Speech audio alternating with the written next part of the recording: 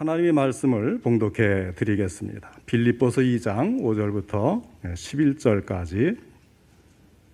너희 안에 이 마음을 품으라. 곧 그리스도 예수의 마음이니 그는 근본 하나님의 본체시나 하나님과 동등됨을 취할 것으로 여기지 아니하시고 오히려 자기를 비워 종의 형체를 가지사 사람들과 같이 되셨고 사람의 모양으로 나타나사 자기를 낮추시고 죽기까지 복종하셨으니 곧 십자가에 죽으심이라.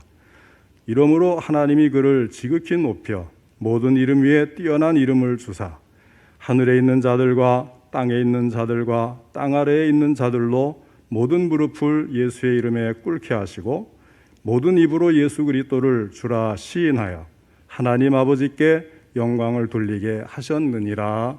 아멘. 오늘은 이 마음을 품으라 이 제목으로 함께 말씀을 듣겠습니다. 오늘도 하나님께서 예배드린 우리 성도님들을 만나주시고 생명의 말씀을 통해서 풍성한 은혜를 내려주시기를 축원합니다. 먼저 하나님께 기도드리겠습니다. 하나님 아버지, 오늘도 저희들을 사랑하셔서 예배를 받으시며 귀한 말씀 주시니 감사를 드립니다. 이 말씀을 통해서 저희들에게 무엇을 말씀하시고자 하는지 바르게 증거되고 바르게 듣고 깨달을 수 있도록 성령이 함께 하셔서 도와주시옵소서. 깨달은 것을 실천할 수 있는 믿음도 더해 주시고 항상 하나님이 함께 해 주시기를 간절히 바라고 원하오며 예수님의 이름으로 기도하옵나이다. 아멘. 너희 안에 이 마음을 품으라. 곧 그리스도 예수의 마음이니. 이 말씀은 사도 바울이 빌립보 교회의 교우들에게 주신 권면의 말씀입니다. 그러면 사도 바울이 왜 빌립보 교회의 교우들에게 이 말씀을 하게 되었는지 먼저 그 배경을 잠시 살펴보겠습니다. 사도 바울이 소아시아, 지금의 터키 지방이죠. 그곳에서 복음을 전할 때였습니다. 어느 날 밤에 환상을 보았어요. 웬 마게도냐 사람이 서서 사도 바울에게 손짓을 하면서 와서 우리를 도와달라고 하는 그런 장면이었습니다. 그 환상을 보고 나서 바울은 소아시아에서 복음을 전하려고 했던 자신의 계획을 바꾸게 됩니다. 그리고 배를 타고 마게도냐로 건너갔어요. 마게도냐는 그리스 북부 지방을 말하는 것이죠. 이렇게 해서 복음이 처음으로 아시아에서 유럽으로 전파된 것입니다. 사도 바울은 마게도냐의 서성인 빌립보에 이르게 됩니다. 본래 사도 바울은 어디를 가든지 항상 유대인들이 세운 회당을 먼저 찾아가서 그곳에서 복음을 전하는 습관이 있었어요. 그러나 당시 빌립보에는 아직 유대인들이 많지 않았기 때문에 회당이 서 있질 않았습니다. 유대인들은 회당이 없을 경우에는 어떻게 하느냐 하면 이 강가에다가 기도처소를 만들어서 그곳에 모여 기도하는 습관이 또 있었습니다. 그래서 바울은 기도처를 찾아서 강가로 나가 보았더니 그곳에서 하나님을 경외하는 루디아를 만나게 되는 것입니다. 자, 이 루디아를 하나님이 그 마음을 열어주셔서 이제 예수님을 영접하게 되고 그 자리에서 세례를 받고 자기의 가정을 교회로 열게 됩니다. 그래서 유럽 최초의 교인이 되고 유럽 최초의 교회가 설립이 되는 거예요. 자, 여성 성도인 루디아를 중심으로 세워진 교회가 바로 빌립보 교회입니다. 그러다 보니 이 빌립보 교회는 여성적인 성향이 대단히 강한 교회였습니다. 장점도 있고 단점도 있었죠. 남성들에 비해서 여성들의 장점이 무엇입니까? 남성들은 무뚝뚝합니다. 그러나 여성들은 아기자기하고 정이 많아요. 사도 바울이 로마의 감옥에 갇혔다고 하는 소식이 빌립보 교우들에게 전해질 때에 다른 교회 사람들은 사도 바울이 또 옥에 갇혔으니 우리가 열심히 기도해야지 하는 정도로 그쳤는데 빌립보 교회 교인들은 달랐다는 거예요. 바울 선생님이 갇혔으니 얼마나 추우실까? 배는 얼마나 고프실까? 얼마나 고생이 되실까? 여성 나름의 특이한 온정이 있었습니다. 그래서 빌립보 교우들은 사도 바울을 위해서 특별히 헌금을 했고 그것을 모아서 에바브로디도라고 하는 사람을 시켜서 로마의 감옥에 있는 바울에게 전달해 주었습니다. 뜻밖의 빌립보 교우들의 사랑을 받게 된 사도 바울은 얼마나 기뻤던지 이 빌립보 서신을 보면 기쁨이라는 단어가 참 많이 등장을 합니다. 그러나 빌립보 교회는 장점도 있었지만 단점도 있었어요. 여자들이 많이 모이면 무엇이 많아집니까? 자연히 말이 많아지더라고요. 경상도에서는 보통 남자들이 집에 와서 하는 말이 딱 4마디라 그래요. 별일 없나? 밥 묵었나? 아는 디비 자자. 그런데 여자들은 어떠냐면 전화로 2시간이 넘도록 이 얘기 저 얘기 시시콜콜한 얘기까지 다 하고도 뭐라고 하냐면 못한 얘기 만나서 하자 그래. 그 만나서 또 한참 이야기하고는 오늘 못한 이야기 다음에 만나서 또 하자 그래. 자, 빌립보 교회도 대단히 말이 많았습니다. 질투심 때문에 서로 싸웠습니다. 사도 바울이 빌립보 서신을 기록할 당시에 빌립보 교회에서는 대표적인 2 여성 지도자가 있었습니다. 한 사람은 유오디아였고 또 한 사람은 순두계였습니다. 함께 교회를 하면서 마음을 같이 해서 협력하면 얼마나 좋겠어요. 그런데 이들은 서로 양보를 하지 않고 서로 팽팽하게 맞서서 다투었습니다. 그 소식을 듣게 된 사도 바울은 부디 주 안에서 한 마음을 가져라 이렇게 권면을 하게 된 것입니다. 빌립보서 4장 2절의 말씀을 보면 내가 유오디아를 권하고 순두계를 권하노니 주 안에서 같은 마음을 품으라 이렇게 말씀을 했어요. 왜 너희가 마음이 그렇게 갈라지느냐? 나중에 하늘나라에 가서 생명의 기업을 함께 나눌 사람들이 아니냐?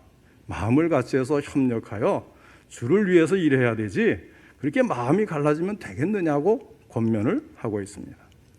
또 오늘 우리가 읽은 본문 바로 앞에 있는 빌립보서 2장 2절로 4절을 보면 마음을 같이하여 같은 사랑을 가지고 뜻을 합하며 한 마음을 품어 아무 일에든지 다툼이나 허용으로 하지 말고 오직 겸손한 마음으로 각각 자기보다 남을 낮게 여기고 각각 자기 일을 돌볼 뿐더러 또한 각각 다른 사람들의 일을 돌보아 나의 기쁨을 충만하게 하라 이렇게 권면을 해 주었습니다. 교회를 하면서 독불장군이 되어서는 안 된다는 것입니다. 마음을 툭 터놓고 같은 마음을 가지고 서로 양보하고 협력하면서 일을 해야 하나님께서 기뻐하시는 모습이 되는 것이지 서로 자기가 잘났다고 저 잘난 맛에 일을 하게 되면 교회가 화목해질 수가 없는 것입니다.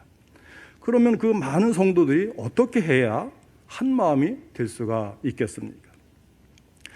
사도 바울은 오늘 본문 말씀을 통해서 우리 성도들이 어떻게 해야 한 마음이 될 수 있는지 그 비결을 분명하게 제시해 주었습니다.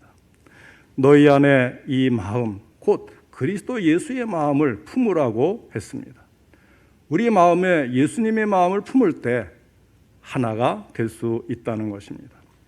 내 생각을 버리고 내 속에 예수님의 마음을 품어야 합니다. 너의 속의 생각도 버리고 너의 마음 속에도 예수님의 마음을 품어야 합니다. 그리할 때 교인들 서로 간에 하나가 될 수가 있다는 것입니다. 교회 안에는 각양각색의 많은 사람들이 모여 있어요. 성도 다르죠. 배경도 다르죠. 직업도 다르고 생각도 다르고 재능도 다르고 자란 환경도 다르고 경험도 다릅니다. 그래서 이 각양각색의 이런 사람들이 모여 있기 때문에 어떤 목사님은 이 교회는 바다와 같다. 바다 속에는 온갖 다양한 그 생물체들이 살고 있지 않습니까? 그런 다양한 각양각색의 사람들이 모여 있는 교회가 어떻게 하면 한 마음이 될 수가 있겠느냐 하는 것입니다. 그것은 우리 마음속에 공통된 마음을 가질 때만이 가능합니다. 이 공통된 마음이 무엇입니까? 너희 안에 이 마음을 품으라 곧 그리스도 예수의 마음이니. 이 마음을 품으라고 했어요. 그것은 그리스도 예수의 마음이라고 했습니다. 우리 마음속에 예수님의 마음을 품을 때만 우리가 주 안에서 한 마음이 될 수가 있습니다. 그러면 우리 마음속에 어떻게 하면 예수님의 마음을 품을 수가 있겠습니까? 예수님의 초상화를 우리 가슴속에 품고 있으면 그것이 예수님의 마음을 품는 것이 되겠습니까? 금으로 십자가를 만들어서 십자가 목걸이를 달고 다니면 그것으로 예수님의 마음을 가졌다고 말할 수가 있겠습니까? 결코 그렇지 않습니다. 예수님의 그 마음, 예수님이 생각하는 그 생각을 가질 때에 비로소 우리는 예수님의 마음을 품는다고 말할 수가 있습니다. 그러면 예수님의 마음은 어떤 마음일까요?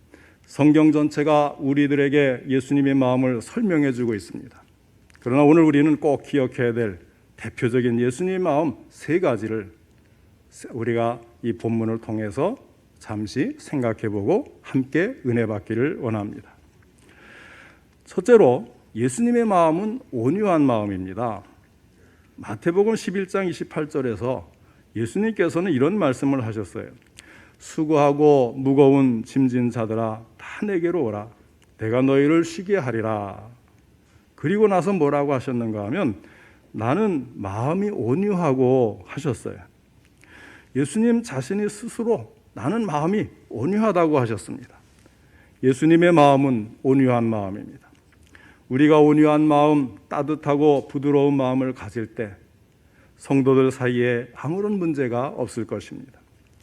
온유한 마음을 가지지 못하고 거친 마음, 완고한 마음을 가질 때 교인들 서로 간에는 문제가 생길 수밖에 없습니다. 예수님 말씀대로 속옷을 달라고 하는 자에게 겉옷까지 줄 수 있다면 왜 문제가 생기겠어요? 억지로 우리를 가자고 하는 사람이 있으면 심리까지 동행할 때 문제가 생길 수가 없지 않겠습니까? 우리 마음속에 예수님처럼 온유한 심령을 가지면 우리 모두가 주 안에서 한 마음이 될 수 있는 줄로 믿으시기를 바랍니다. 예수님은 참으로 온유하신 마음을 가지셨습니다. 어린아이들이 예수님께 나올 때 제자들은 성가시다고 쫓아내려고 했어요. 애들은 가라 그러는 거죠.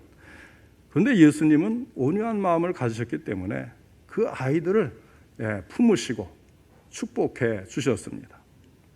예수님이 여리고성을 지나가실 때 두 맹인이 큰 소리로 부르짖었습니다. 주여 우리를 불쌍히 여기소서 다윗의 자손이여. 그때 제자들은 시끄럽다고 잠잠하라고 책망을 합니다. 그러나 예수님께서는 그 두 맹인을 불러서 그들의 눈을 뜨게 해주셨습니다. 온유하신 모습을 보여주시는 거예요.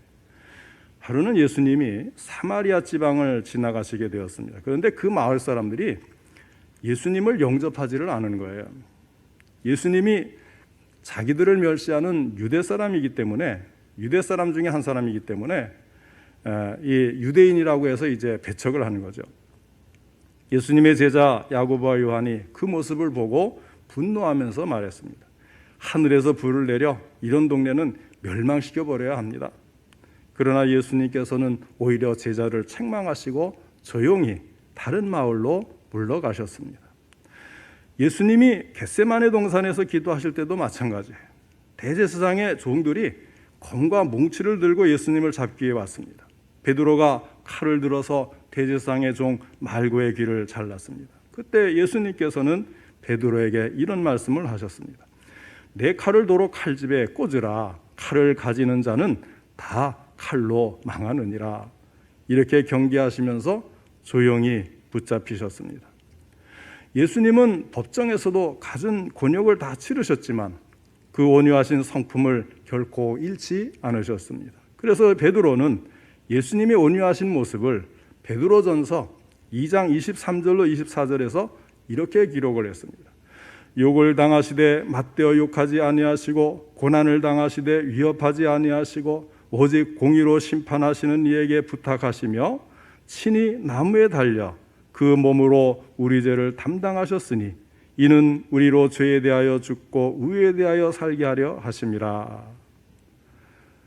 우리도 이렇게 하자는 거예요. 우리는 예수님의 온유하신 그 마음을 품고 예수님처럼 생각하고 예수님처럼 행동해야 되겠다 그런 것입니다. 우리가 교회에서 일을 하다 보면 다 내 마음에 들 수 없지 않겠어요. 생각이 다 다른데 어떻게 다 마음에 들겠습니까?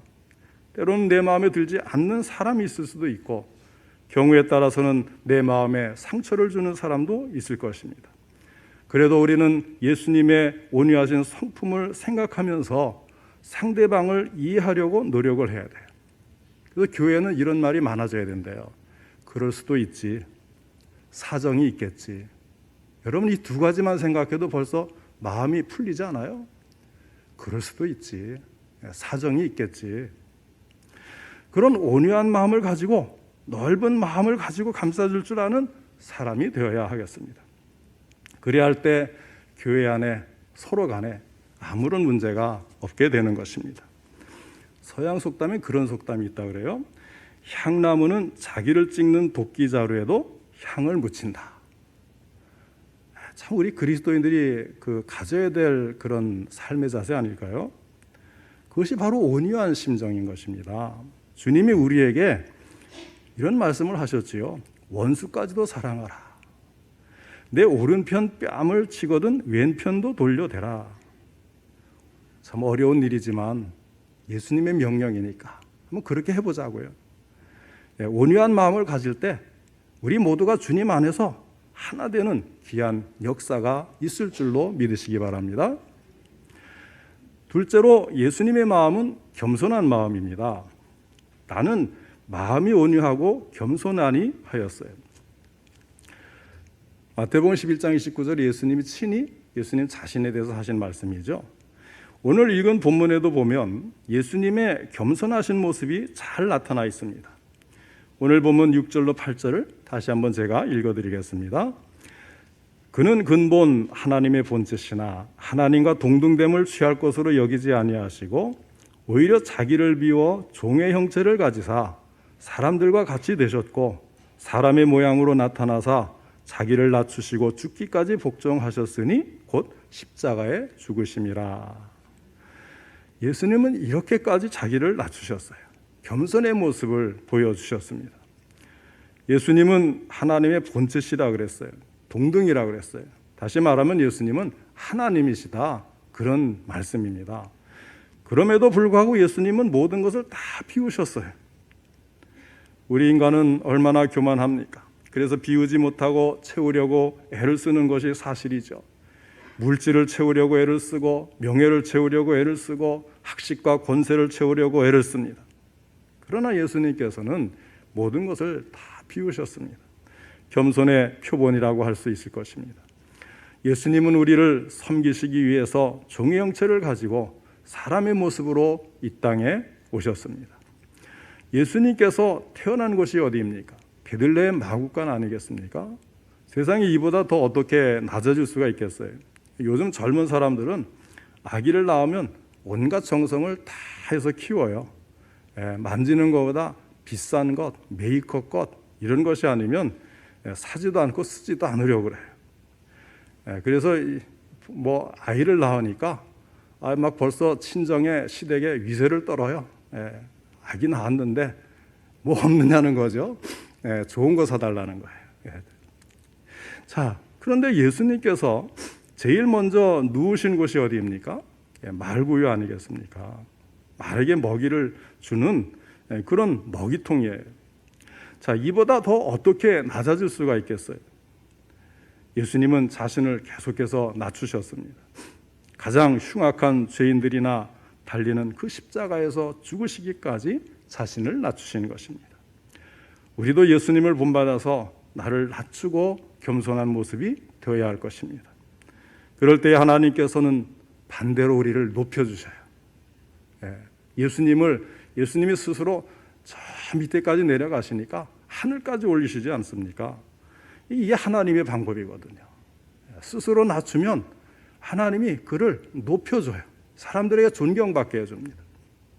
그런데도 우리는 낮아지기를 싫어하고 섬기기를 싫어하고 그저 높아만 지려고 하다가 오히려 더 패가 망신하는 경우가 얼마나 많습니까? 그것은 결코 예수님을 믿는 사람들의 모습이라고 할 수가 없어요. 이런 이야기가 있습니다. 어느 마을에 성자가 한 사람이 있었는데 이 성자가 얼마나 경건하게 신앙생활을 잘하는지 모든 사람에게 본이 될 뿐만 아니라 하늘에 있는 천사들까지도 감동을 받을 정도였대요. 하루는 천사들이 그 성자를 만나기 위해서 일부러 땅에 내려왔습니다. 그리고 성자를 만나서 이렇게 말했습니다. 당신이 이처럼 신앙생활을 잘하는 것을 보니 참으로 감사합니다. 우리가 당신에게 한 가지 선물을 드리고 싶습니다. 당신이 기도해 주는 사람은 모든 병이 다 낫고 죽은 사람일지라도 살아날 수 있는 권능을 드리고 싶습니다. 그 소리를 들은 이 성자가 정색을 하고 사양을 했습니다. 병자를 고치고 죽은 자를 살리는 것은 하나님이 친히 하실 일입니다. 인간이 할 일이 아닙니다. 겸손하게 말을 했더니 또 천사들이 이렇게 말해요. 그렇다면 당신의 말을 듣는 사람은 어떤 죄인이든지 회개하고 새 사람이 되는 능력 있는 설계 은사를 드리겠습니다. 그러니까 성자가 또 사양을 해요. 그것은 성령의 역사이니 성령이 하실 일이지 내가 할 일이 아닙니다. 천사들이 물어봤어요. 그렇다면 당신은 어떤 은혜를 받기를 원하십니까? 그때 성자가 가만히 생각하더니 이렇게 말을 했습니다. 제게 한 가지 은혜를 주십시오. 제가 모쪼록 죄를 짓지 않고 선한 일을 많이 행하되 제가 행하는 선한 일을 알지 못하고 행할 수 있는 그런 은혜를 주시기를 바랍니다. 얼마나 겸손한 말입니까? 오른손이 하는 일을 왼손이 모르게 할 수 있도록 해달라는 것입니다. 그런데 우리는 주님을 위해서 작게 봉사를 하고도 그것을 다른 사람들이 알아주지 않는다고 섭섭하게 생각할 때가 얼마나 많이 있습니까? 우리는 주님을 위해서 충성하고 봉사를 다 하되 오직 주님만 높이고 우리는 낮아져야 합니다. 겸손한 마음을 가지고 우리가 오른손이 하는 일을 왼손이 모르게 충성하고 다른 사람을 나보다도 더 낮게 여길 때 서로 간에 그 사이가 화목할 수 있고 주 안에서 하나가 될 수 있을 것입니다. 그 다음에 세 번째는 예수님의 마음은 섬기는 마음입니다. 오늘 본문은 예수님께서 종의 형체를 가져 사람들과 같이 되셨다고 말씀을 했어요. 예수님은 이 땅에 섬기는 종의 모습으로 오셨습니다. 십자가에서 죽으시기까지 우리를 섬기셨습니다. 마가복음 10장 45절에 이런 말씀이 있습니다. 인자가 온 것은 섬김을 받으려 함이 아니라 도리어 섬기려 하고 자기 목숨을 많은 사람의 대속물로 주려 함이니라. 예수님께서 이 땅에 왜 오셨습니까? 우리는 잠시 후에 참으로 이 성탄절을 통해서 2000년 전 우리 예수님 오신 것을 기념하며 감사하며 또 영광을 돌리는 그런 예배를 드리기로 되어 있죠. 그럼 예수님이 왜 이 땅에 오셨느냐는 거예요. 섬김을 받으려고 오셨느냐? 아니라는 것입니다. 오히려 섬기려 하고 우리를 대신해서 죽으시기 위해서 오셨다 분명히 말씀을 합니다. 예수님의 마음은 참으로 섬기는 마음입니다. 성경에 보면 두 가지 유형의 종이 있어요. 하나는 억지로 되는 종이 있습니다. 마지못해서 되는 종, 빚에 팔렸거나 또는 돈으로 팔렸거나 포로로 끌려갔거나 이렇게 해서 이제 종이 되는데, 그런데 구약 성경에 의하면 이런 종이라고 해도요 6년 동안 계속해서 주인을 섬기면 7년째 되는 해에는 자유롭게 놓일 수 있도록 하나님이 정해 놓으셨어요. 그 해가 바로 안식년입니다. 그런데 6년 동안 섬기고 나서 자유를 얻는 종일지라도 스스로 그 자유를 포기하는 종이 있습니다. 나는 내 상전을 사랑합니다. 나는 일생 동안 상전을 섬기기를 원합니다. 나는 내 자유를 포기하겠습니다. 그렇게 하면 그 주인이 종과 함께 재판관에게 갑니다. 그리고는 문설주에 귀를 대고 송곳으로 귀를 뚫어서 종의 징표로 삼습니다. 그리고 나서는 이 종은 죽을 때까지 일평생 주인을 섬길 수가 있는 것입니다. 그런데 예수님은 스스로 종의 형체를 가지고 이 땅에 오신 분이에요. 자발적인 종이 되신 것입니다. 십자가에서 피 흘리시기까지, 자신의 몸이 찢기시기까지 우리를 섬기심으로 종의 징표를 삼으신 것입니다. 이제는 예수 그리스도를 믿고 따르는 우리들이 섬김을 다 해야 되지 않겠습니까? 예수님을 대신해서 우리가 섬기는 모습이 되어야 할 것입니다. 우리도 자발적인 종이 되어야 합니다. 이제는 우리가 종이 되어서 주님을 섬기고 하나님의 나라를 섬기고 이웃을 섬기는 모습이 되어야 합니다. 이제부터는 저와 함께 우리 모든 성도님들이 모두가 다 예수님처럼 섬기는 모습이 될 수 있기를 바랍니다. 그래야 할 때 우리 교회는 하나님께서 기뻐하시는 아름다운 모습이 되고 주 안에서 모두가 한 마음 한 뜻이 되어서 하나님께 큰 영광을 돌리는 아름다운 교회가 될 수 있을 것입니다.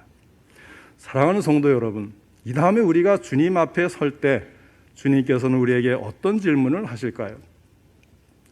너는 세상에서 얼마나 큰 일을 하였느냐? 물으실까요? 너는 세상에서 얼마나 높은 자리에 올라갔느냐? 너는 세상에서 얼마나 많은 사람들을 거느렸느냐? 그런 질문을 하실까요? 아닙니다. 결코 그런 질문을 하시지는 않을 거예요. 그러면 어떤 질문을 하실까요? 오히려 이렇게 물으시지 않겠습니까? 너는 세상에서 얼마나 낮아지고 얼마나 허리를 구부렸느냐? 너는 세상에서 얼마나 많은 사람들을 섬겼느냐?